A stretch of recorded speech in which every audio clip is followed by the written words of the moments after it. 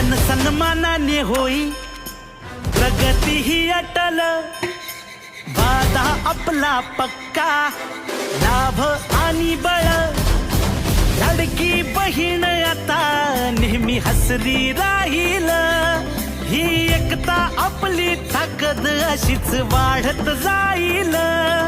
घड्याळ विश्वासाचं थांबत नाही, एक एक पाऊल चालत राहू, काम करत आलोय, काम करत राहू.